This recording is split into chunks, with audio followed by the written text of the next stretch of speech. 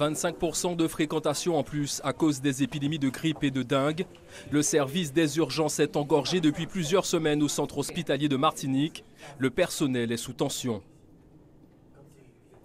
C'est pas humain qu'on passe 3 jours sur un brancard dans les couloirs hospitalisés, faute de lit dans cet hôpital. Novembre 2017 en Guadeloupe, l'incendie du CHU de Pointe-à-Pitre a considérablement aggravé la prise en charge des patients et le suivi des soins. La délocalisation partielle des services de l'hôpital n'a été possible qu'avec le concours des établissements de santé privés.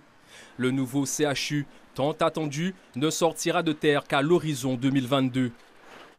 Quant au centre hospitalier de Mayotte, il est dimensionné pour 300 lits, mais accueille près de 900 malades.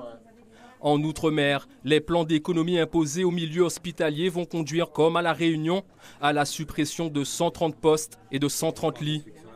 Une situation qui a poussé les élus ultramarins à dénoncer la politique de santé du gouvernement. Cette décision est grave, elle intervient alors que La Réunion compte déjà 2 fois moins de lits que la France continentale ou les Antilles, que les dépenses hospitalières par habitant sont plus faibles. Diabète, hypertension artérielle, maladies cardiovasculaires, VIH, dengue, chikungunya et cancers liés à des risques environnementaux comme la pollution au chlordécone. Alors qu'il doit faire face à des situations sanitaires particulières et propres à chaque territoire, la majorité des hôpitaux en Outre-mer est vieillissante et pour beaucoup sous-dotée et en déficit. Situation encore plus compliquée pour Mayotte et la Guyane du fait de l'immigration clandestine. Exemple en Guyane, où 13% des personnes hospitalisées sont d'origine étrangère et n'ont pas de prise en charge.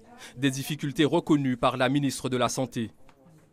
Plusieurs problèmes. D'abord un déficit qui se creuse d'année en année, des problèmes de trésorerie, des problèmes de dialogue social, des problèmes d'attractivité des personnels, de pérennisation des personnels. Avec 98 médecins pour 100 000 habitants contre 339 dans l'Hexagone, l'hôpital à Mayotte est en pleine hémorragie. Le centre hospitalier peine à recruter du personnel médical. Ces remplaçants désertent, ils ne veulent même plus venir sur l'île. C'est à Paris que ça bloque, quoi. Je veux dire, ils ne veulent pas comprendre qu'ici, on est dans une situation catastrophique et que si on continue, on va compter ça en perte de vie humaine. Le plan de santé du gouvernement devra garantir l'égalité des droits à la santé dans la République.